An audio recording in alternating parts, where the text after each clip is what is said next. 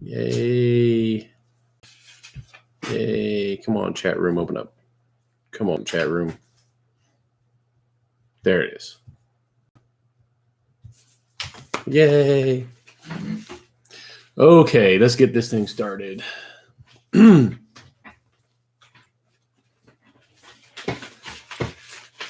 Hey guys, you made it through the week. It's Friday, getting ready to come into the weekend. I'm Troy Stegner of Talk Nerdy to Me, and I'm about to give you all the nerdy news that is fit to know. Let's start with Sideshow, collectibles, statues in particular. We have a Batman versus Superman diorama made by Sideshow Collectibles. This thing is going to be a limited edition. We don't know how many as of yet. They do have a payment plan. Total cost will be $700. It's on pre-order. It should come out middle of next year, June to August timeframe. I'm looking at the pictures here now. I will have a link in the description so you can check them out. This is a fight, actually, between Superman and Batman in the Fortress of Solitude. Both of them are getting ready to hit each other. Of course, Batman is wearing his kryptonite ring, which Superman gave to him to kind of keep him in check. And it looks like Batman is putting it to good use. This is got one interchangeable head sculpt for Superman. It is you can change his head to have the laser blast coming out of his eyes directed at Batman, or you can have it just without the laser things coming out of his eyes. Your choice. This is going to be almost 24 inches tall, 23 and a half inches tall. It's going to weigh 15 pounds. It is a beast of a statue. And as most things from Sideshow, it's really, really detailed. You can see everything almost down to the pores in their skin. The other thing I want to tell you about from Sideshow Collectibles, it's actually a prop replica made by Icon Collectibles, sold through Sideshow. This is a trident, and it's Aquaman's trident, just in time for the movie. This is going to be coming out at the end of this year, beginning of next year, December to February timeframe. It's going to be a life-size replica. Let's see, the total length, almost 84 inches. So it's a tall trident here. And they're showing it pictured with someone, and it's towering over the person. So this is, I'm bad at math. How many times does 12 go into 84? That's how many feet this thing is. So it's over 6 feet tall. Actually, it's almost 7 feet tall. I'm a little slow on math, but I can do it. It takes a while. So yeah, it's almost 7 foot tall. It's going to be $450. They have a payment plan, so don't freak out. And it's on pre-order. It would be coming out at the end of this year, beginning of next year. You might wonder how they're going to ship this 7 foot tall trident. Well, it comes apart in pieces, 4 different pieces. It will ship in a burlap bag and also be inside of a really cool looking wooden chest. So they're kind of playing up the whole Aquaman lore thing there, where he finds the trident. Really nice piece if you're into prop replicas, or if you're a cosplayer and you want to do Aquaman. This is a killer piece. Check that out on Sideshow Collectibles. Okay, lean on me. They are making another series for this. LeBron James diversifying. He's going to be the producer on this new series, this Lean on Me series. You might remember the original with Morgan Freeman back in the late 80s, where he was the teacher who helped save a inner city school from being taken over by the state. They are changing this up now, and it's going to be the lead character is going to be a female teacher / principal. Let's see, we got a lot of big names working on this. Wendy Calhoun will write and produce beside James LeBron. You get Maverick Carter's Spring Hill Entertainment, John Legend, Mike Jackson, and Ty Sticklorius, along with Warner Brothers TV. This, the original movie, I loved the movie. It got pretty much, I thought it was overwhelming support, but looking at Rotten Tomatoes, I guess I wasn't quite overwhelming. They're showing 69%. I don't know why they would vote it down 69% is not as good as I would expect for Lean On Me. So, like I said, LeBron James, he's been doing a lot of good stuff lately, philanthropy-wise, and now he's putting his hat in there for TV series and maybe even movies later, working with Warner Brothers. We can expect to see this on the CW. I don't see a expected date for this. I don't even see casting for it. So it might be sometime next year before we see this on the CW. The Predator, Shane Black's The Predator. Opening was last night. We actually went and saw it last night. The review for that will be up later if you want to see the review on The Predator. Pleasantly surprised. It was pretty good. I place it probably second on my list of all-time Predator movies, right behind the original. I don't want to give away a whole lot of spoilers on this. I'll just tell you it's good. They set it up for a sequel. Probably won't be a lot of returning characters because, well, needless to say, the Predator kills a lot of people, which is what he does. So if you are thinking of going and seeing a movie this weekend, you could do worse than picking The Predator. And there's no after credit scene, but the last scene of the movie is what sets it up for a sequel. It was kind of an oh my gosh moment. It was worth watching. I think you guys will enjoy it. Okay, a while back they announced there will be a Vision sequel miniseries. Marvel Comics announced this. That has, as of now, been canceled.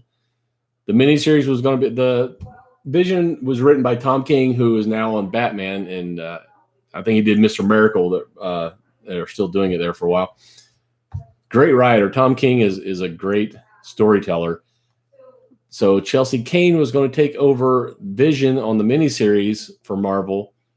She'd already written, according to her, she'd already written 4 issues of this. And Marvel decided, hey, we're just going to let this die on the vine. There's no reason why they have. Well, there is a reason why, I'm sure. They have not given a reason why. We will, I'm sure, find out. If you don't know Chelsea Kane, she was also on Mockingbird before.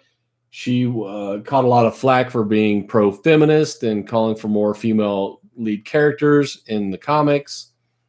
That divided, the comics world there for a while with the I Stand Chelsea group and the other group who thought they were diverse enough. I don't know which side I stand on that. I haven't really thought much about it. I have no problem with comics. I'm not one of those people who feel that it's being forced down my throat.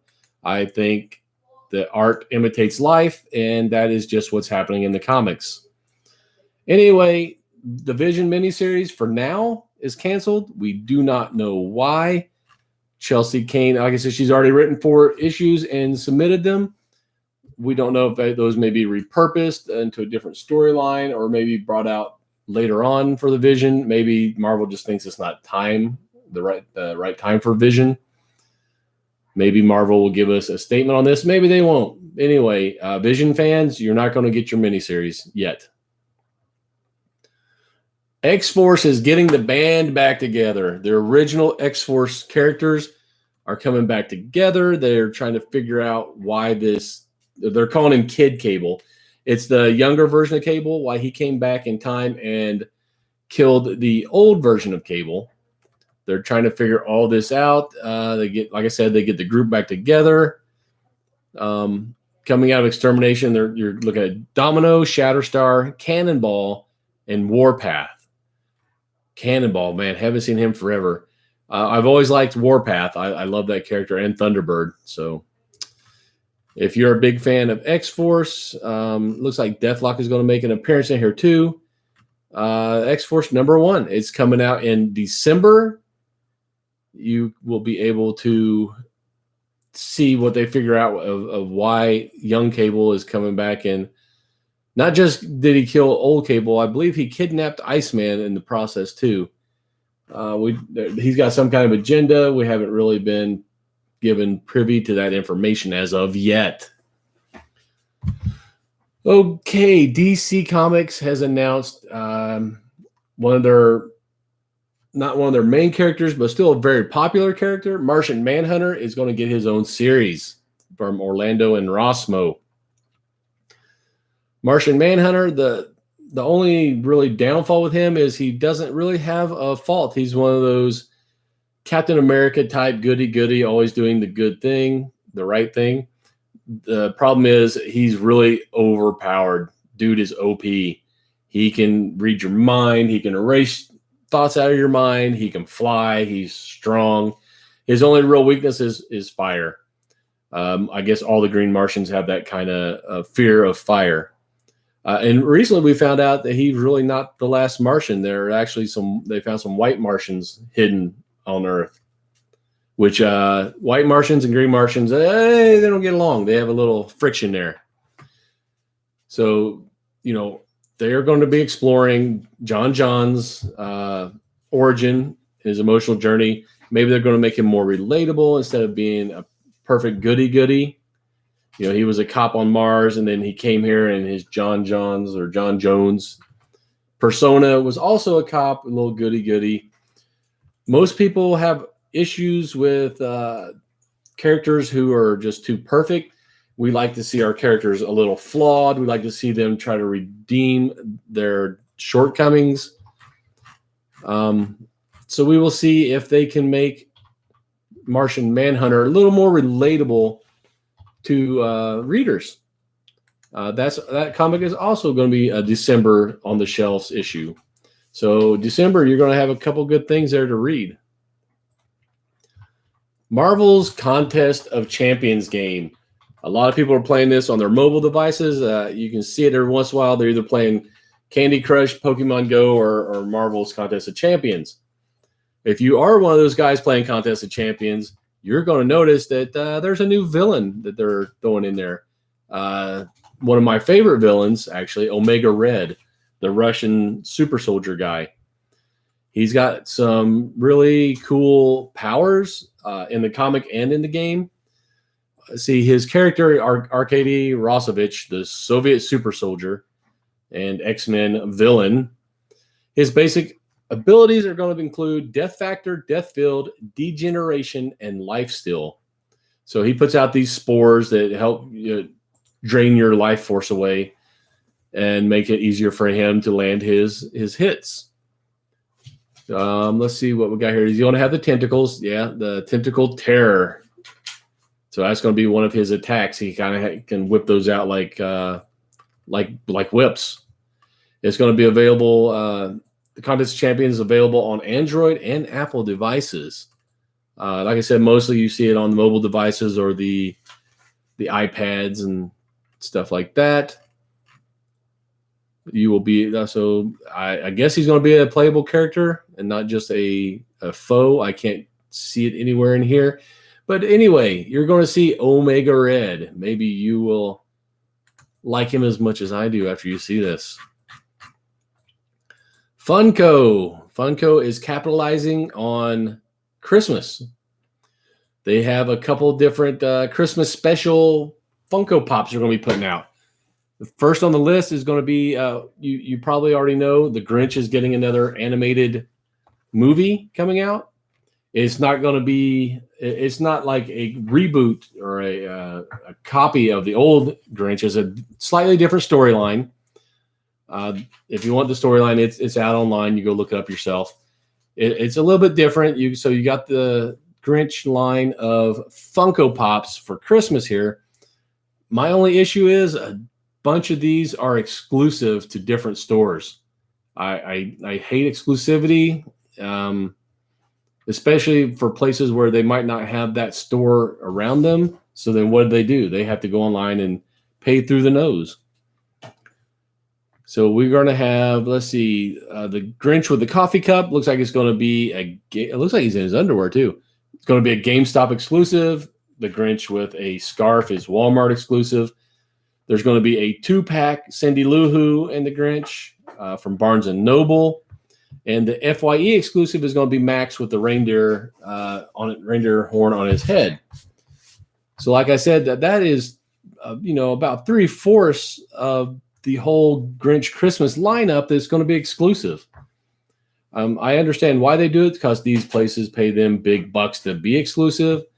But man, it's not good for the collectors. But you can't fault Funko for going where the dollars are. I just wish they didn't do exclusives. That's just me. The movie the movie looks like it's going to be good. You got Benedict Cumberbatch being the voice of the Grinch, so it can't be bad because Benedict Cumberbatch is awesome. It comes out in theaters November the 9th. You can actually pre-order these Funkos ahead of that time. They're up for pre-order today, September 14th. Some of the other Christmas sets that they're putting out, we have a Star Wars Christmas set. It looks like there are 6 different pops in that one. You know, you have your Darth Vader with the candy cane. And then the same one with the glow, it glows, I guess, at night, is the Chase.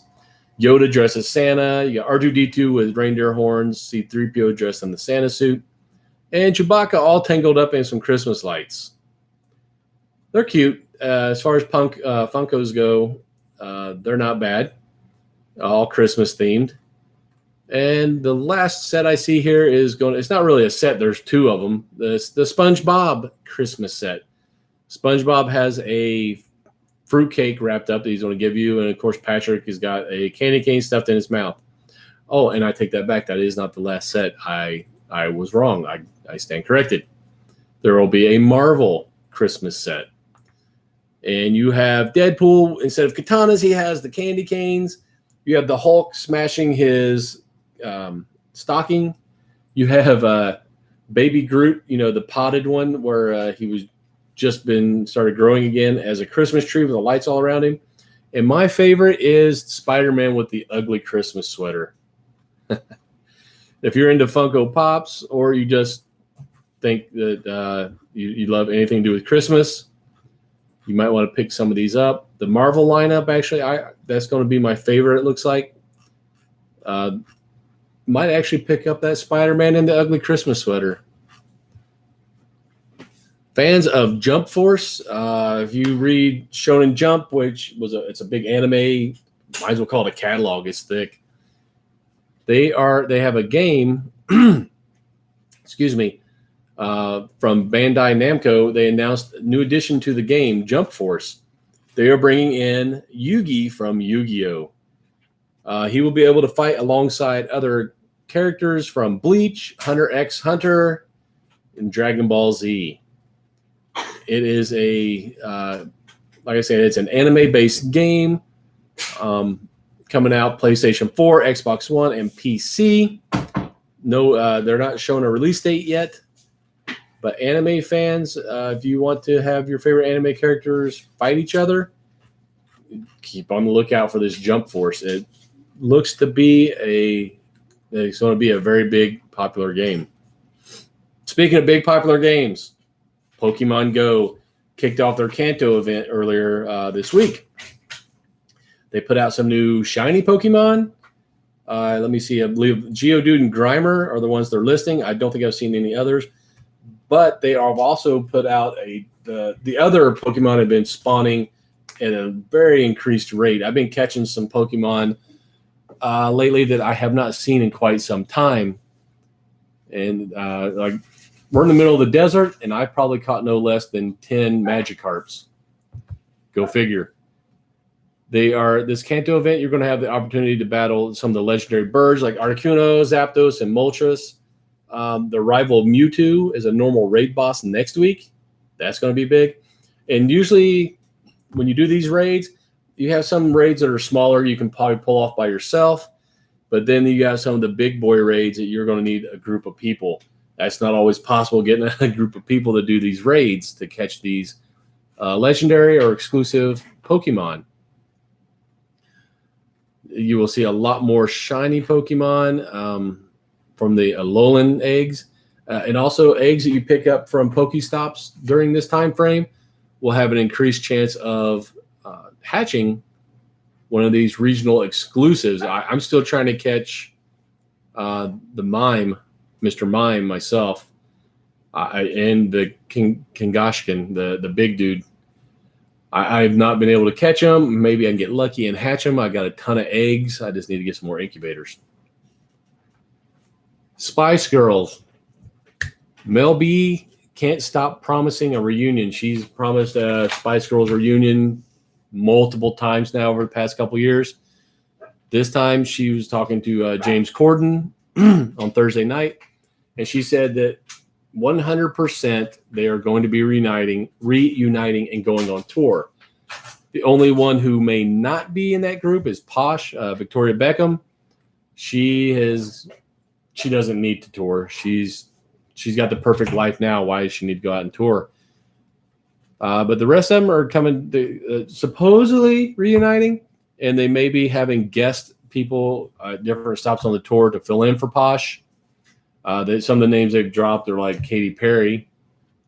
So if you're a Spice Girl fan, you might get to see them in concert one last time. I am going to admit it. I wouldn't mind going and seeing that tour myself. See if they still got it. But like I said, don't put a lot of stock in that just yet. Mel B has promised this multiple times over the past few years. Never came to fruition. So I am cautiously optimistic that we will see a Spice Girls reunion tour. I reported the other day Henry Cavill may or may not be out as Superman. They're all playing coy. Nobody will come out and say it. Warner Brothers won't come out and say it, and Henry Cavill won't come out and say it. Henry Cavill's rep has said that, don't get excited. The cape is still in his closet. Well, that doesn't mean anything. Are they going to use him further on as Superman? And even so, does that mean Ben Affleck is out? As far as I know, Ezra Miller, Gal Gadot, and Ray Fisher are all still in as the rest of the Justice League guys. It's just Ben Affleck and Henry Cavill who are kind of in question. Henry Cavill himself has just posted a cryptic Instagram not saying yes or no. Warner Brothers is not saying yes or no. People are thinking maybe they're going to push more towards Supergirl or Shazam to fill that role. I wish they would quit playing with our emotions and just let us know. But there is a website called BetOnline. They are taking bets on who will be the next Superman actor. Some of these I would have never guessed that they're having odds on. Right now, the odds-on favorite is Michael B. Jordan. You know him as Killmonger from Black Panther or Creed. He played Apollo Creed's son in Creed. Or if you watched that Fantastic Four movie, he played Johnny Storm. And if you did watch it, I'm sorry. So, yeah, the odds are Michael B. Jordan, Armie Hammer, Henry Golding, Benjamin Walker, Dwayne Johnson. I'm not sure about that. Will Smith, Tyler Hoechlin. Who, if I remember, Tyler Hoechlin's the one who plays Superman in the TV series. Interesting. Ryan Gosling, Nick Cage, Ben Affleck. Really? You're going to knock Ben Affleck out as Batman and then pull him in as Superman? I think that might be a little confusing to viewers.